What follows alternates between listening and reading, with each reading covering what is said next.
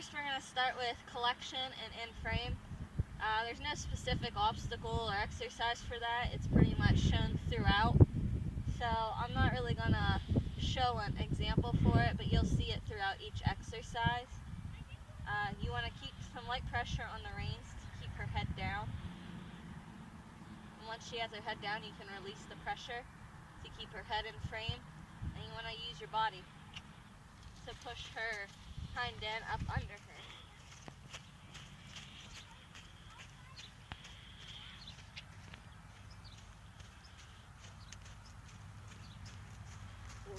Next, we're going to move into pivoting. It's a pretty simple concept. What you want to do is you can do it at a walk or a trot. You want to get her going, and then you want to stop and get her hind end up under her so she can make the pivot. And whenever you go to do the pivot, you can keep your legs at position number 2, which is right where they're resting pretty much. And then whichever way you're moving, you want to move your outside rein to number 3 and the inside rein to 0 to get her body to move. If you do it at a standstill, you pretty much do what I just did, but if you're walking, you want to make sure her hind end gets stopped pretty good so it's up under her. I'll do it at a walk or a trot.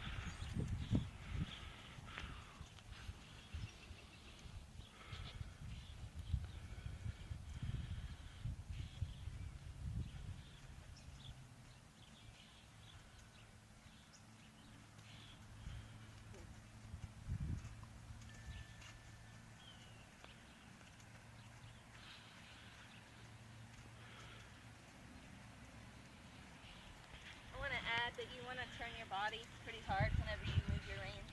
That way she gets the idea that you want her to move.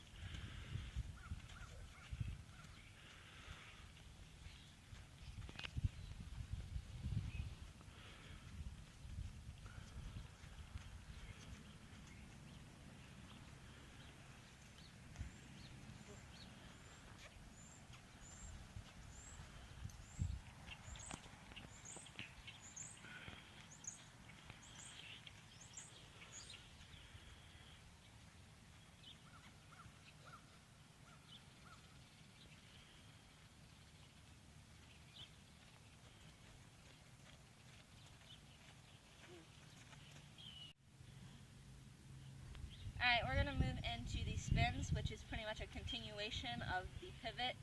It's the same concept that you want to get her to turn, but you want to move your legs up to position number 1 towards her shoulder.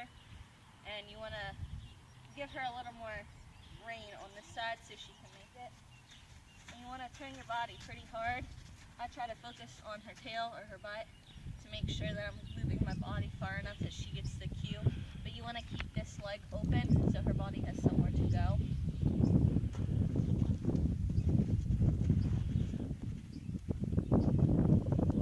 You can also do this at a stop, or you can do it at a forward lateral extension, whichever one you prefer, or whichever one you can do a little better. She has her head.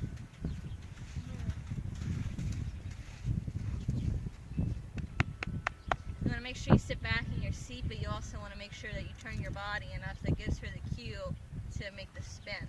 I'll do a few examples out here.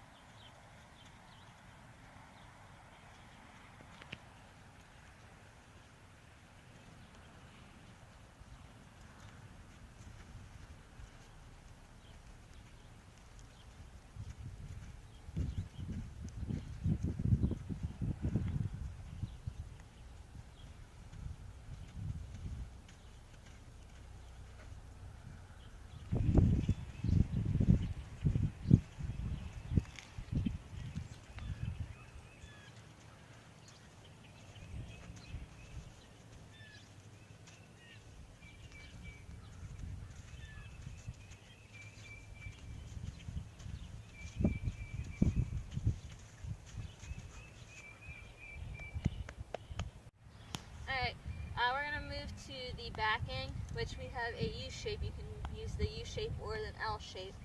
What you want to do is you'll walk through it normally, and once you get to the end, you'll stop. And what I usually try to do first is to get her to take a step and stop, take a step and stop. That way she knows to go through it slower instead of racing through it. But you pretty much want to sit in your seat normal, and whenever you get her to stop, I'll just apply light pressure until she gives me a foot or two, and then I'll stop her, and I'll wait a second, and then we'll move on to the next one. So I'll go ahead and demonstrate that in there.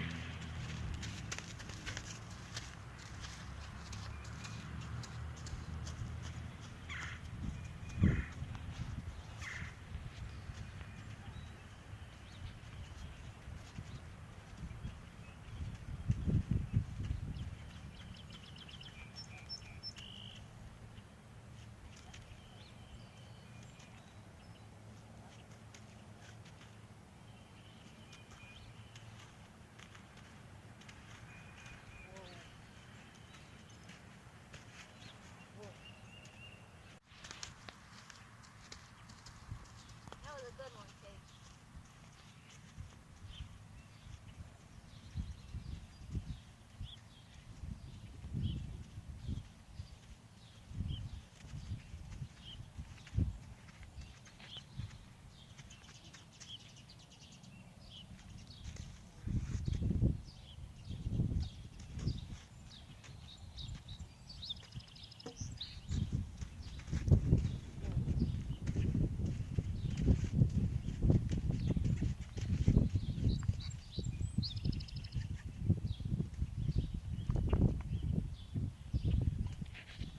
Side passing, but I do it in two different places. I do it whenever I open and close the gate to get closer to the gate, and then I also do it after my walkovers until I get to the mailbox. That way I'm closer to the fence whenever I do get to the mailbox. But what you want to do for side passing is you want to make sure first she's in frame and collected, and then if you want to move left, you want to move your foot back to number 3, and then you want to shift your reins over. But you want to apply pressure so she knows to move over.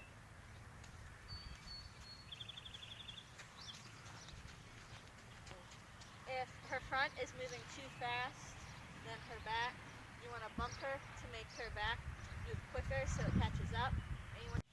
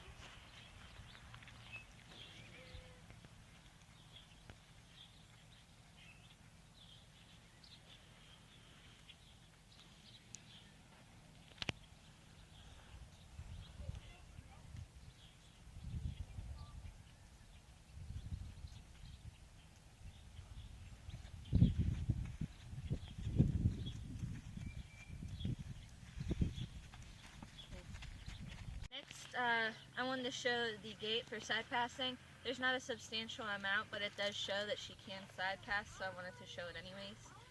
It's the same rules that I applied earlier for side passing. You just have a gate that you have to open and shut within the process.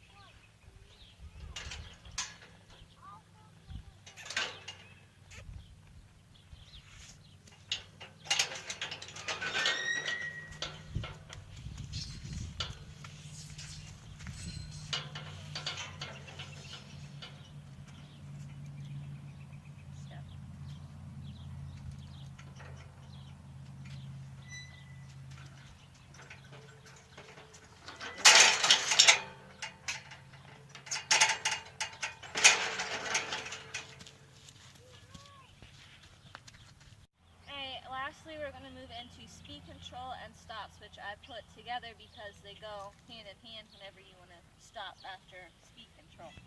What you want to do is you want to go ahead and get to a lope, and to speed up you want to put more energy in your body, maybe hunch down a little and give her the go-ahead like, hey, I want to go faster. Whenever you want to slow down, you want to sit back in your seat more and let her know, hey, it's time to slow down. You really don't have to do anything with your feet except for keep them where they should be, but for stopping, you want to give light pressure on the reins saying, hey, we're going to stop now. You want to sit back in your seat pretty good and say, whoa. And if she doesn't get it the first time, I make her do it again until she does it right. So I'm going to go ahead and demonstrate that.